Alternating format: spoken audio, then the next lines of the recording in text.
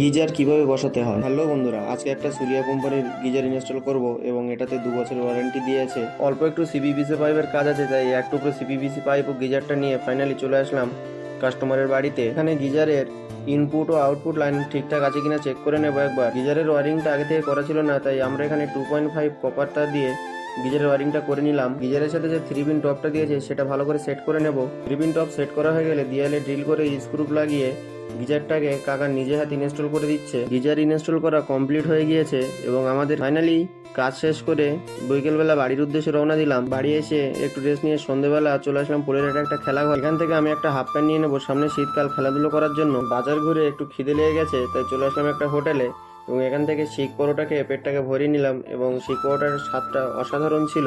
শিক পরোটা খাওয়া হয়ে গেলে চলে আসলাম একটা চায়ের দোকান। বাই দ্য ওয়ে গাইজ, আমি এখানে মন ঠান্ডা করে একটু চা খেয়ে নেই। তোমরা এরকম মিনি ব্লগ দেখতে চ্যানেলটাকে সাবস্ক্রাইব করো। বাই বাই বন্ধুরা।